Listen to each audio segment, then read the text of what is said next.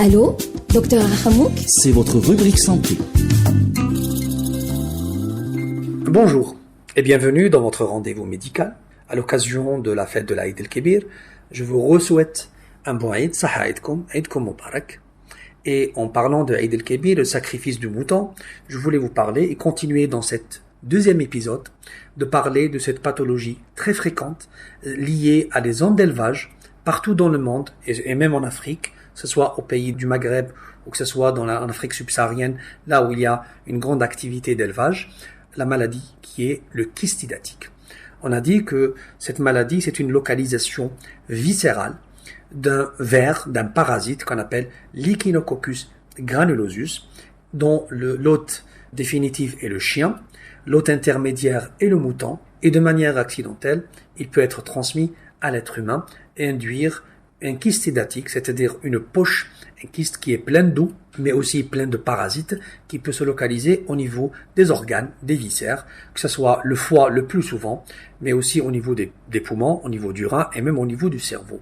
On a dit que pour les signes cliniques, ça dépend de la localisation du kyste et de sa taille. Donc ça peut aller de douleurs au niveau du foie, ça peut aller à une toux, à une difficulté à respirer, et dans le cas où se situe au niveau du cerveau, d'avoir des crises convulsives, des problèmes de motricité ou de problèmes de sensibilité.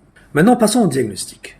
Alors, premièrement, cette maladie est surtout localisée dans les zones d'élevage. Elle peut être liée aussi à des professions bien particulières, parce qu'on a dit que l'homme se transmet soit au contact d'un chien, soit en étant contaminé par de l'eau, par des aliments souillés par les déjections du chien, et surtout en rapport avec l'élevage. Donc, automatiquement, les éleveurs, les agriculteurs, les vétérinaires aussi. Le diagnostic est pensé selon les symptômes cliniques, c'est-à-dire selon la localisation du kyste hydatique.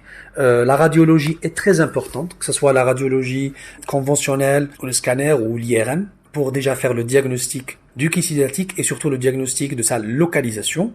Sur le plan biologique, il n'y a pas beaucoup de paramètres biologiques. On peut trouver une hyperéosinophilie, signe d'un mécanisme allergique face à la présence de ce parasite. Pour le diagnostic positif, on peut faire une sérologie, c'est-à-dire on recherche les anticorps contre le parasite qui sont développés par le corps et qui vont nous donner le diagnostic, mais aussi l'histologie. C'est quoi l'histologie? C'est l'étude des tissus.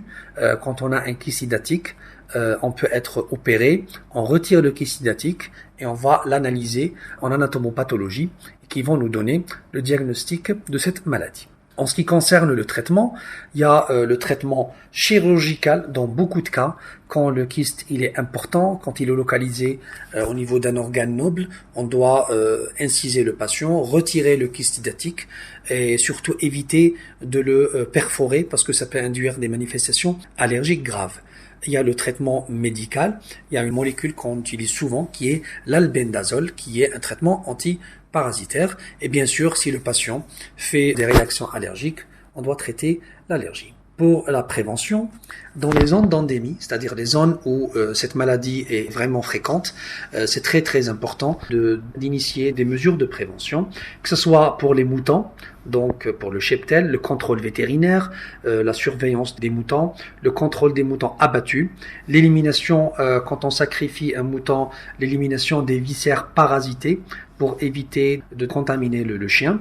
Pour le chien, bien sûr, il faut lutter contre les chiens errants et il faut traiter les chiens domestiques contre cette maladie pour éviter la transmission, donc pour briser cette chaîne de transmission. Pour l'homme, il faut éviter de contact avec les chiens parasités et surtout respecter les règles d'hygiène et bien sûr toujours informer et sensibiliser. Donc voici pour le deuxième épisode sur cette maladie qui est un peu moins connue mais qui est fréquente dans les zones d'élevage. Donc on va parler, Inch'Allah, dans les prochains épisodes d'un autre problème de santé publique. D'ici là, prenez soin de vous et à bientôt.